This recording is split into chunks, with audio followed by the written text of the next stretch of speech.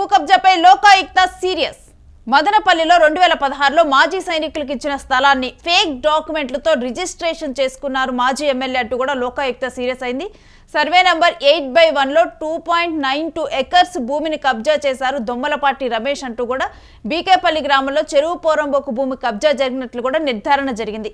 Fake పట్టాతో Dommalapati ఆయన భార్య సరళ పేరిట రిజిస్ట్రేషన్ చేసినట్లు అప్పటి తహసీల్దార్ ఆర్ఐ విఆర్ఓలు ఎమ్మెల్యేతో కుమ్మక్కై కలెక్టర్కి నివేదిక ఇచ్చినట్లు ఆదివారం రికార్డులను మార్చి అప్పటి తహసీల్దార్ శివరామిరెడ్డి 5గురు ప్రభుత్వ అధికారుల మీద కూడా ఇప్పుడు క్రమశిక్షణ చర్యలు తీసుకోనున్నారు. క్రమశిక్షణ చర్యలకు గత ప్రభుత్వం ఆదేశించింది. ఇక ఏపీ భూ ఆక్రమణ చట్టం కింద క్రిమినల్ కేసులకు ఆదేశించడం జరిగింది. ఇక లోకాయుక్తనైతే సీరియస్ అవడం జరిగింది. దీనికి సంబంధించిన పూర్తి డీటెయిల్స్ కూడా మా ప్రతినిధి కిరణ్ అందిస్తారు. కిరణ్, ఫేక్ డాక్యుమెంట్ సృష్టించి తన భార్య పేరు మీద రిజిస్ట్రేషన్ చేసి టీడీపీ మాజీ ఎమ్మెల్యే భూ కబ్జాకు పాల్పడ్డాడంటూ కూడా లోకాయుక్త సీరియస్ అయింది. అసలు కంప్లీట్ డీటెయిల్స్ ఏంటి, ఈ కేసు నిర్ధారణ గురించిన అప్డేట్స్ ఏంటి? రేణు, రాజకీయ అధికారాన్ని అడ్డం పెట్టుకుని ప్రభుత్వ భూములను మాజీ సైనికులకు కేటాయించిన స్థలాలను చెరపట్టారనే ఆరోపణలు దొమ్మలపాటి రమేష్ పైన ఉన్నాయి. మాజీ ఎమ్మెల్యే దొమ్మలపాటి రమేష్ పై ఉన్నాయి. ఈయన అన్నమయ్య జిల్లా మదనపల్లికి సంబంధించిన మాజీ ఎమ్మెల్యే. ఈయన 2004లో టీడీపీ నుంచి గెలవడం జరిగింది. తర్వాత జరిగిన రాజకీయ పరిణామాల్లో భాగంగా ఆయనకు తర్వాత టీడీపీ టికెట్ లభించలేదు.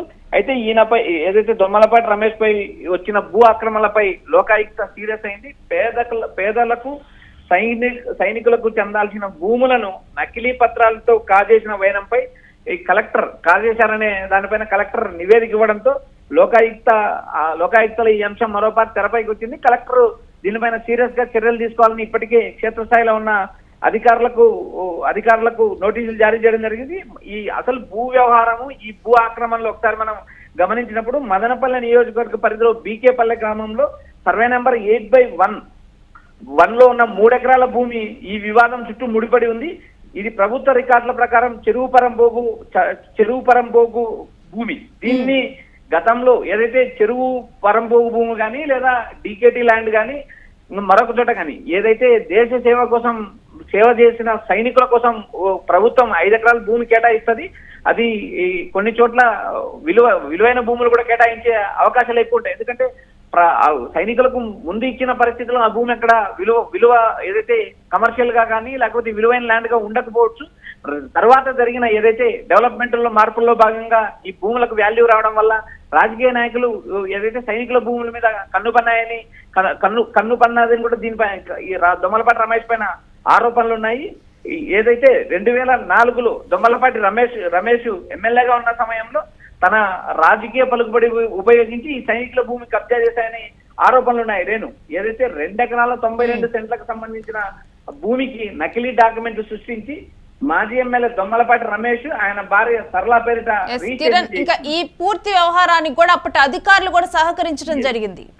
ఎస్ రేణు, కోట్లాది రూపాయలు విలువ చేసే ఈ ప్రభుత్వ భూమిని ఏదైతే ఇందాక మనం కూడా అనుకున్నాం, గతంలో ఎక్కడైతే విలువ లేకుండా ఉండొచ్చు, తర్వాత జరిగిన డెవలప్మెంట్ లో భాగంగా ఆ భూములకు విలువ వచ్చింది. కాబట్టి ఏదైతే ఈ 2 ఎకరాల 92 సెంట్ల భూమిని ఈ మాజీ ఎమ్మెల్యే దొమ్మలపాటి రమేష్ ఆయన భార్య సరళ పేరిట రిజిస్ట్రేషన్ చేసుకున్నారు. ప్రభుత్వ భూమిని పట్టా భూమిగా మార్చి ఈ రిజిస్ట్రేషన్ చేశారు. ఇది రిజిస్ట్రేషన్ తప్పుడు రిజిస్ట్రేషన్ ఆ రిజిస్ట్రేషన్ అధికారులతో పాటు రెవెన్యూ అధికారుల పైన చర్యలు తీసుకోవాలని ఇప్పటికే పలు నివేదికలు సిద్ధం చేశారు. ఏదైతే రెవెన్యూ చట్టాలను రెవెన్యూ నిబంధనలు కూడా తుంగలో తొక్కి సెలవైన ఆదివారం ఆఫీస్ ఓపెన్ చేసి ఈ రికార్డులు ట్యాంపరింగ్ తారుమారు చేశారని వీరిపైన ఆరోపణలు ఉన్నాయి.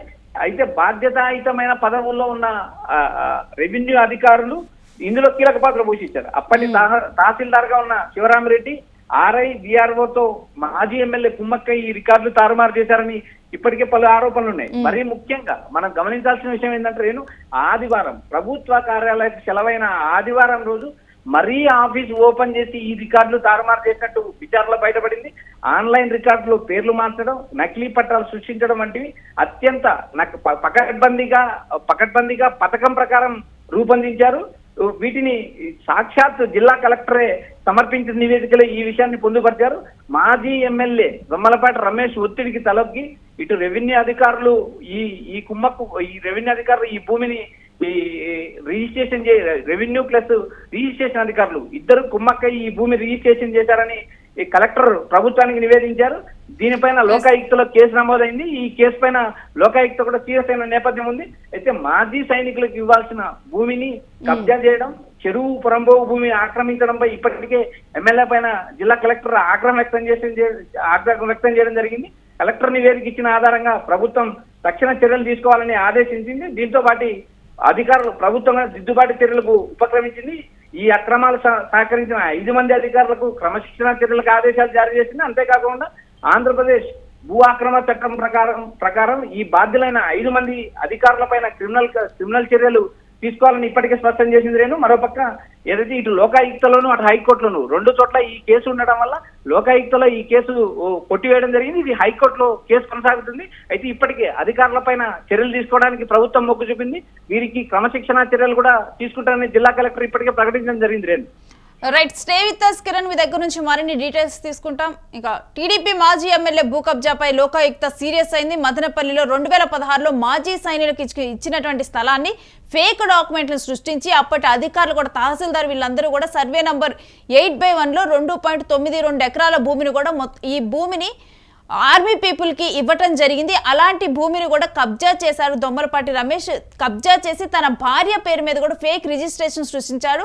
దీనికి తహసీల్దార్ అప్పటి అధికారులు 5గురు కూడా ఒక ఫేక్ నివేదికను కలెక్టర్కి ఇవ్వటం జరిగింది. దాని ద్వారా కూడా ఆమోదం పొందటం జరిగింది. మొత్తం కూడా ఆ రిజిస్ట్రేషన్ అనేది మొత్తం కూడా ఆ అధికారులు కూడా ఆదివారం కూడా మొత్తం ఈ డాక్యుమెంట్స్ అన్ని కూడా దొంగలించి ఈ విధంగా కూడా చేశారు. కుమ్మక్కయ్య కూడా ఈ విధంగా కూడా మొత్తం కూడా అయితే ఇక ఇప్పుడు దీని మీద కూడా క్రమశిక్షణ చర్యలకు ఉపక్రమించమని లోకాయుక్త సీరియస్ అవ్వటం, ఇక భూ ఆక్రమణ చట్టం కింద క్రిమినల్ కేసులకు ఆదేశాలు ఇచ్చారు.